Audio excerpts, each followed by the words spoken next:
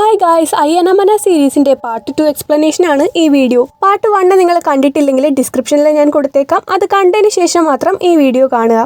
മനയിൽ നവരാത്രി ഒരാഘോഷം പോലെയാണ്. അന്നപ്പോൾ ഭരതനാട്യം കളിക്കാൻ വേണ്ടിയിട്ടാണ് ബിന്ദു മാലിനി മനയിലേക്ക് വന്നത്. വരുമ്പോൾ അവൾ സ്റ്റേ ചെയ്യുന്നത് ദുഷ്യന്തന്റെ റൂമിലാണ്. അവനാണെങ്കിലും സുന്ദരിയായ ബിന്ദുവിനെ കണ്ടപ്പോൾ ഇഷ്ടാവുകയും ചെയ്തു. പക്ഷേ അവൾ ഒരു കള്ളപ്പേരിലാണ് അവിടെ എത്തിയത്. അത് ദുഷ്യന്തൻ അറിഞ്ഞു. അവൻ അറിഞ്ഞ കാര്യം അവളും അറിഞ്ഞു.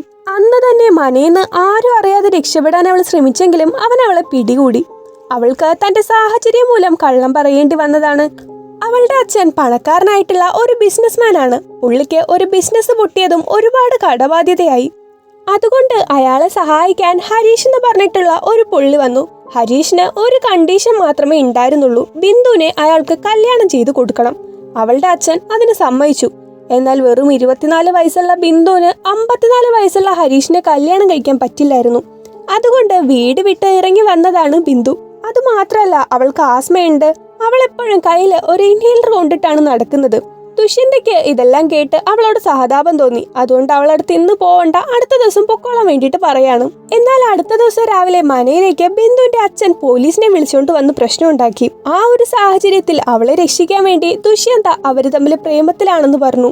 അവളുടെ അച്ഛനൊക്കെ പോയി കഴിഞ്ഞപ്പോൾ അവൻ അവളോട് സോറി പറഞ്ഞു. പക്ഷേ ഇറ്റ് ടേൺസ് ഔട്ട് ദാറ്റ് അവൾക്കും അവനോടൊരു ഇഷ്ടമുണ്ട്. അങ്ങനെ ആ ഒരു കല്യാണം നടന്നു. അവര് തമ്മിൽ ഒരു ഫിസിക്കൽ റിലേഷൻഷിപ്പ് വേണ്ടാന്ന് രണ്ടാളും കൂടെ തീരുമാനിച്ചു. കാരണം ബിന്ദുവിന് ലൈഫിൽ എന്തെങ്കിലും അച്ചീവ് ചെയ്തിട്ട് മതി ഈ വക സുഖങ്ങൾ എന്നാണ് ആഗ്രഹം. അത് ദുഷ്യന്തും റെസ്പെക്ട് ചെയ്തു. ഇതൊക്കെ കേട്ട് ജാജിക്ക് പിണക്കമൊക്കെ മാറി. പിന്നീട് തയ്യവേന്റെ അടുത്തുനിന്നാണ് ജാജിക്ക് മനസ്സിലാവുന്നത് ബിന്ദു മരിച്ചത് ശ്വാസമുട്ടൽ കാരണമാണെന്ന്. ഒരു ദിവസം രാത്രി ബിന്ദുവിന് ശ്വാസമുട്ടൽ വന്നു. ഇൻഹേലർ യൂഷ്വലി വെച്ചിരിക്കുന്ന സ്ഥലത്തൊന്നും കാണാനില്ല. അവസാനം കാറിന്റെ ഉള്ളിൽ നിന്ന് ഒരു ഇൻഹേലർ കിട്ടിയപ്പോഴേക്ക് വളരെ വൈകിപ്പോയിരുന്നു. മനയിലെ എല്ലാ മരുമക്കളും അധികം നാള് ജീവിച്ചിട്ടില്ല. അതുകൊണ്ട് തന്നെ അവൾ തന്റെ മരണം ഭയന്നാണ് ജീവിക്കുന്നത്. അവൾ ദുഷ്യന്തനോടും തന്റെ സങ്കടം പറഞ്ഞു. അവളും മരിക്കാൻ പോവാണെന്ന് അവൾക്ക് തോന്നി തുടങ്ങി. അതിന് പരിഹാരം കാണാൻ ഒരു പൂജാരി അവര് വിളിച്ചു. പൂജാരി ഇനി ഒരു മരണം കൂടെ മനയിൽ നടക്കുമെന്ന് പ്രെഡിക്റ്റ് ചെയ്യും. ജാജിക്ക് ആകെ ടെൻഷനായി. അവൾ പൂജാരിയോട് പോയിട്ട് തന്റെ സങ്കടം പറഞ്ഞു. ഞാൻ ഒരു തെറ്റും ചെയ്തില്ലല്ലോ സ്വാമി, പിന്നെന്താ ദൈവത്തിന് എന്നോട് ഇത്രയും ദേഷ്യം? ഇത് ദൈവകോപം അല്ല മോളെ, ദൈവം നിങ്ങളെ പ്രൊട്ടക്റ്റ് ചെയ്യുവാണ്. ഇത് ആത്മാക്കളുടെ കളിയാണ്. മുന്നേ ഈ വീടിരുന്ന സ്ഥലത്ത് ഒരു വലിയ കിണറുണ്ടായിരുന്നു. അതിലൊരു കുടുംബത്തിലെ 6 പേര് ആത്മഹത്യ ചെയ്തിരുന്നു. ഞാനിത് അറിയാവുന്നോണ്ട് ഈ സ്ഥലം വാങ്ങണ്ടെന്ന് അവരോട് പറഞ്ഞിരുന്നു. പക്ഷേ ലാൻഡിന് വില കുറവായതുകൊണ്ട് അവര് വാങ്ങി. എന്നിട്ട് ആ കല്ലറകൾ അവര് മാറ്റി. ഇപ്പോൾ ആ ആത്മാക്കൾ പ്രതികാരം വീട്ടാൻ വേണ്ടി നടക്കാണ്. മനയില് 6 മരണം നടക്കും. മോൾ സൂക്ഷിച്ചോ. ഓൾറെഡി 4 പേര് മനയില് മരിച്ചു. ഇനി 2 പേര് കൂടെ. അടുത്ത സീനില് ദുഷ്യന്ത ജാജിയെയും കൂട്ടി ബാങ്കിലേക്ക് പോകുന്നതാണ് കാണിക്കുന്നത്. അവിടെ വെച്ച് ജാജി വേറൊരു കാര്യം അറിഞ്ഞു. ബിന്ദുവിന് ഇൻഷുറൻസ് ഉണ്ടായിരുന്നു. അവള് മരിച്ചതുകൊണ്ട് തന്നെ 57 ലക്ഷം രൂപയോളം ദുഷ്യന്തന് ഇപ്പൊ അക്കൗണ്ടിൽ വന്നേക്കാണ്. ഇത് കേട്ടിട്ട് ജാജിക്ക് ചില സംശയങ്ങൾ ഉണ്ടായി. ഈ ഇൻഷുറൻസ് തുകയ്ക്ക് വേണ്ടി ദുഷ്യന്ത ബിന്ദുവിനെ കൊന്നതാണെങ്കിലോ? അവളുടെ ഈ സംശയം ഏറെക്കുറെ കൺഫേം ആകുകയും ചെയ്തു. കാരണം ബാങ്കിൽ നിന്ന് വന്ന ശേഷം ജാജിക്ക് വേണ്ടിയും ദുഷ്യന്ത ഒരു ഇൻഷുറൻസ് എടുക്കുന്ന കാര്യം പറഞ്ഞു. അവൾ കുറച്ച് മടിച്ചിട്ടാണെങ്കിലും ആ ഇൻഷുറൻസ് പേപ്പറിൽ സൈൻ ഇടുന്നുണ്ട്. പൂജയ്ക്ക് പങ്കെടുക്കാൻ വന്ന തന്റെ അമ്മയോട് മനയ്ക്ക് ചുറ്റും ആത്മാക്കളുള്ള കാര്യവും ദുഷ്യന്ത് ഇൻഷുറൻസിന് വേണ്ടി ആദ്യത്തെ ഭാര്യയെ കൊന്നതാണെന്നും അതുകൊണ്ട് തന്നെ ഇവിടെ നിന്ന് വീട്ടിലേക്ക് കൂട്ടിക്കൊണ്ടുപോകാനും ജാജി പറയുന്നുണ്ട്. ഇതൊക്കെ പൂർണ്ണ കേട്ടിട്ട് മനയിൽ വന്നു പറഞ്ഞു.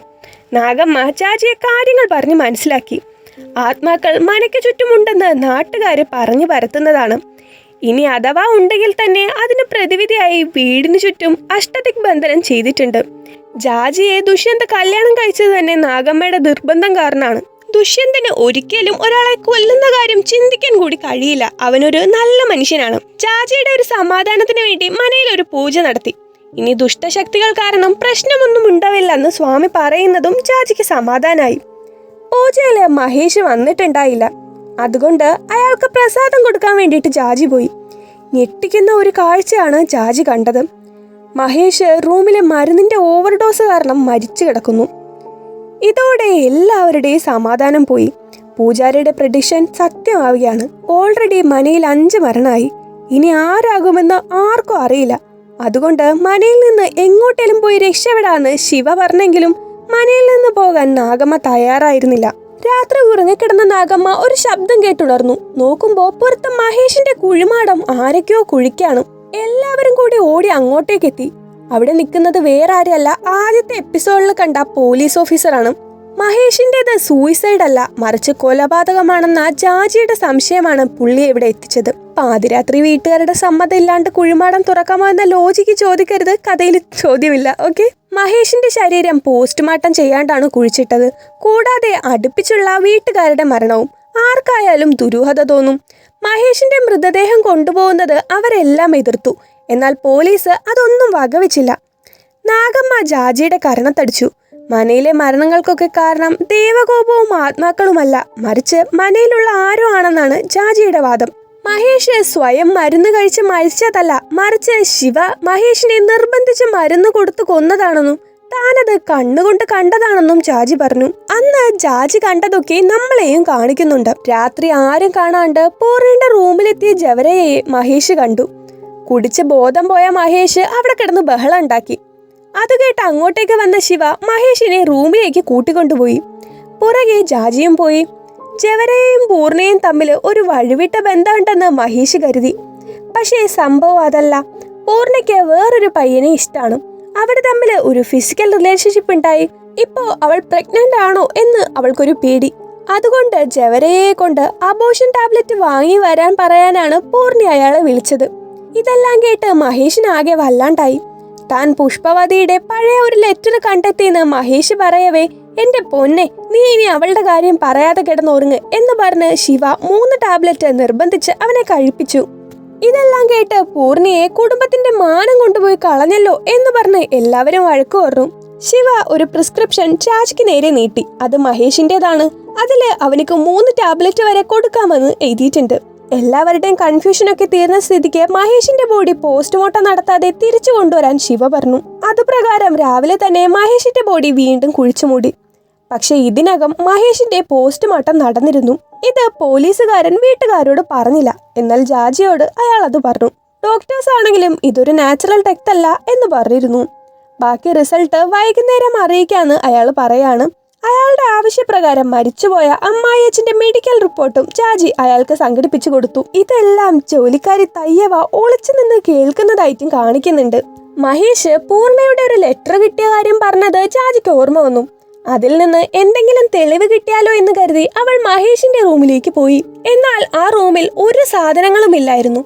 ആ വീട്ടിലെ ബാക്കി എല്ലാവരും ചേർന്ന് റൂമിലെ സാധനങ്ങളെല്ലാം കത്തിക്കുന്നതായിട്ടും കാണിക്കുന്നുണ്ട്. ശേഷം അടുക്കളയില് തയ്യവയും ചാജിയും പാചകം ചെയ്യാണ്. ചാജി അടുക്കളയില് ഇതുവരെ താൻ കാണാത്ത ഒരു കായ് ഇരിക്കുന്നത് കണ്ട് അതെടുത്ത് ഇതെന്താ സാധനം എന്ന് തയ്യവയോട് ചോദിച്ചു. തയ്യവ ഓടി വന്ന് അവളുടെ കയ്യിൽ നിന്ന് അത് തട്ടിമാറ്റി അവളുടെ കൈ നന്നായിട്ട് കഴുകാൻ പറഞ്ഞു. ഇത് ഗൗരിഗഡയാണ്. ഭയങ്കര വിഷമുള്ള കായാണ്. മനുഷ്യന്മാരത് കഴിച്ചാൽ ശ്വാസം മുട്ടി മരിക്കും. പക്ഷേ ഇത് ഉണക്കി പൊടിയാക്കി സൂക്ഷിച്ചാല് പനിയൊക്കെ വരുമ്പോ ഈ പൊടി ഇത്തിരി വെള്ളത്തിലിട്ട് കുടിച്ചാ മതി, പനി പമ്പ കടക്കും. ഈ ഒരു സമയത്ത് പോലീസ് ഓഫീസർ ജാജിയെ വിളിച്ചു. തയ്യവ അവിടെ ഉണ്ടാക്കിക്കൊണ്ടിരുന്ന കഷായം ഗ്ലാസ്സിലാക്കി ഒന്ന് ജാജിക്ക് കൊടുത്ത് മറ്റൊന്ന് നാഗമ്മയ്ക്ക് കൊടുക്കാൻ വേണ്ടിട്ട് പോയി. മഹേഷൻ വിഷം ഉള്ളിച്ചെന്നാണ് മരിച്ചതെന്നും അതിന് കാരണം ഗൗരിഗഡയാണെന്നും അത് അളവിലധികം ഉള്ളിച്ചെന്നാൽ നുരയും പതയും വന്ന് മരിക്കുമെന്നും അമ്മായിയച്ഛൻ മരിച്ച പോലെ ഹാർട്ട് അറ്റാക്ക് വരാൻ സാധ്യതയുണ്ടെന്നും പോലീസുകാരൻ പറഞ്ഞു. ഇത് കേട്ടുകൊണ്ടിരിക്കെ ചാജി തന്റെ ഉള്ളിലും വിഷം ചെന്നു എന്ന് പറഞ്ഞ് നിലത്തേക്ക് വീഴാണ്. ദുഷ്യന്ത വേഗം തന്നെ ഡോക്ടറിനെ വിളിച്ചു. ചാജിയുടെ ബോധം പോയി. അവളുടെ പൾസും കുറഞ്ഞോണ്ടിരിക്കുകയാണ്. അങ്ങോട്ടേക്ക് പോലീസും വേഗം എത്തുന്നുണ്ട്. തയ്യവ ഇതേ സമയം പുറത്തായിരുന്നു. തയ്യവയാണ് ഈ കൊലപാതകങ്ങൾക്കെല്ലാം കാരണം എന്നവർ കരുതി. ഇതേ സമയം ചാജിക്ക് ബോധം വന്നു. എന്നാൽ ഇവിടെയാണ് ഒരു ട്വിസ്റ്റ്. ചാജി രക്ഷപ്പെടാൻ കാരണം തന്നെ തയ്യവയാണ്. ചാജി താഴേക്ക് വീണപ്പോൾ തന്നെ തയ്യവ അവിടേക്ക് ഓടി വന്ന് ചാജിക്ക് ഒരു പച്ചില മരുന്ന് കൊടുത്തു. കുറച്ചുകൂടി ഇല പറിക്കാൻ വേണ്ടിയാണ് തയ്യവ പുറത്തേക്ക് ഇറങ്ങിയത്. കഷായം ഉണ്ടാക്കിയപ്പോ താൻ അറിയാതെ ഗൗരിഗഡയുടെ പൊടി ഇട്ടത് കാരണമാണ് ഇങ്ങനെയൊക്കെ സംഭവിച്ചതെന്ന് ജാജി പറഞ്ഞു. ഇവിടെ പിന്നെയും ഒരു ട്വിസ്റ്റ്. കഷായത്തില് ഗൗരിഗഡയുടെ പൊടി ഇട്ടത് ജാജിയോ തയ്യവയോ അല്ല, അത് നാഗമ്മയാണ്. ജാജിക്ക് ഈ കാര്യം മനസ്സിലായെങ്കിലും അവളത് ആരോടും പറഞ്ഞില്ല. ജാജി വല്ലാത്തൊരു നോട്ടം നാഗമ്മയെ നോക്കുന്നുമുണ്ട്. തന്റെ രഹസ്യങ്ങൾ പുറത്തു വരുമോ എന്ന ഭയം നാഗമ്മയുടെ മുഖത്ത് നിഴലിച്ചു. അടുത്ത ദിവസം വീട്ടിലെ ഈ പ്രശ്നങ്ങളുടെ പരിഹാരം തേടി നാഗമ്മയൊഴികെ മനയിലെ ബാക്കി എല്ലാവരും അമ്പലത്തിലേക്ക് പോവാണ്. നാഗമ്മ തനിക്ക് സുഖമില്ല എന്ന് പറഞ്ഞ് മനയിൽ തന്നെ നിന്നു. പൂർണി അവള് കരുതിയ പോലെ പ്രഗ്നന്റ് ആയിരുന്നില്ല. അവളുടെ കാമുകനെ കുറിച്ച് കൂടുതൽ അന്വേഷിച്ചപ്പോ അവൻ ഒരുപാട് പെൺകുട്ടികളെ ഇതുപോലെ പ്രേമിച്ച് ചതിച്ചിട്ടുണ്ടെന്ന് പൂർണി അറിഞ്ഞു. കാമുകനുമായിട്ടുള്ള എല്ലാ ബന്ധവും അവസാനിപ്പിക്കാനും അവൾ തീരുമാനിച്ചു. എല്ലാവരും അമ്പലത്തിലെത്തിയ പൂജാരിയോട് ഇതുപോലെ മനയില് പ്രശ്നങ്ങളുണ്ട്, എന്താണ് അതിന്റെ കാരണമെന്ന് അറിയണമെന്ന് പറഞ്ഞു. ഇതേ സമയം നാഗമ്മ ടെൻഷൻ അടിച്ച് താൻ ഒളിച്ചു വെച്ചിരുന്ന എന്തോ സാധനം തിരയാണ്. എന്നാൽ അതെവിടെയും കാണുന്നില്ല. അപ്പൊ നമ്മളെയും നാഗമ്മയെയും ഞെട്ടിച്ചുകൊണ്ട് ചാച്ചി അവിടേക്ക് വന്നിട്ട് ഇതാണോ തിരയുന്നത് എന്ന് ചോദിച്ച് ഗൗരിഘട്ടന്റെ പൊടി ഉയർത്തിക്കാട്ടി. ഇതേ സമയം പോലീസുമായിട്ട് സംസാരിച്ചുകൊണ്ട് നിൽക്കുന്ന ജാജിനെയും കാണിക്കുന്നുണ്ട്. അപ്പോ ഈ നിൽക്കുന്നതാരാ, ഇവിടെ എന്താ സംഭവിക്കുന്നതെന്ന് നമ്മളിങ്ങനെ ആലോചിച്ചുകൊണ്ടിരിക്കുമ്പോ തന്നെ നീ എന്തിനാ ഇതൊക്കെ ചെയ്തത് എന്ന് ദേഷ്യത്തോടെ ജാജി ചോദിക്കുന്നുണ്ട്. നാഗമ്മ അപ്പോ അവിടെ ഒരു ചെറുക്കൻ അവനെ കളിയാക്കി ചിരിക്കുന്നത് കണ്ടു. നീ വെറും ഒരു പട്ടിയാണ്, നിന്റെ കള്ളത്തരെല്ലാം പൊളിഞ്ഞു എന്ന് പറഞ്ഞ് ആ കുട്ടിച്ചേക്കൻ അവിടെ നിന്ന് ഇറങ്ങി ഓടി.